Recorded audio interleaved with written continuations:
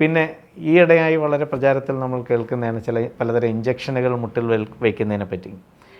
Time tested ആയിട്ടുള്ളൊരു injection, നമ്മുടെ steroid injection വളരെ വർഷങ്ങൾക്ക് മുമ്പ് തന്നെ ഉള്ളതാണ്. അത് തുടക്ക കാലഘട്ടത്തിൽ, തേയ്മാനത്തിൻ്റെ ആരംഭ കാലഘട്ടങ്ങളിൽ ഈ സ്റ്റിറോയിഡ് ഇഞ്ചക്ഷൻ വെക്കുകയാണെങ്കിൽ കുറച്ച് നാൾ ആ വേദനയ്ക്കൊക്കെ ഒരു ശമനം ഉണ്ടാകുന്നതാണ്. ഇപ്പം PRP അങ്ങനെയുള്ള കുറേ ബയോളജിക്സിൻ്റെയൊക്കെ ഇഞ്ചക്ഷൻസ് വളരെ പ്രചാരത്തിലുണ്ട്.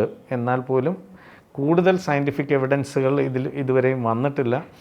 അത് എത്രമാത്രം ഫലപ്രദമാണെന്നുള്ള ഇനി സ്റ്റഡീസിൽ വരേണ്ടിയിരിക്കുന്നതാണ്. പക്ഷേ എന്തു തന്നെയാണെങ്കിലും വളരെയധികം ഡാമേജായ മുട്ടിൽ ഒരു കാരണവശാലും ഈ ഇഞ്ചക്ഷനൊക്കെ എടുത്ത് പോകുന്നതുകൊണ്ട് വലിയ പ്രയോജനമൊന്നും ഉണ്ടാകാൻ സാധ്യതയില്ല. കാരണം തേയ്മാനം സ്ട്രക്ചറിൽ ഓൾറെഡി പോയി കഴിഞ്ഞിരിക്കുന്നതാണ്. പക്ഷേ തുടക്കകാലത്തൊക്കെ ഇഞ്ചക്ഷൻസ് കൊടുത്തു കഴിഞ്ഞാൽ ഒരു പരിധിവരെയൊക്കെ തേയ്മാനത്തിൻ്റെ പ്രോഗ്രസ്സിനെ അറസ്റ്റ് ചെയ്യാൻ പറ്റും. അതിൻ്റെ കൂടെ നമ്മൾ എക്സസൈസൊക്കെ ചെയ്ത് കഴിഞ്ഞാൽ പറ്റുമെന്നുള്ളതാണ്.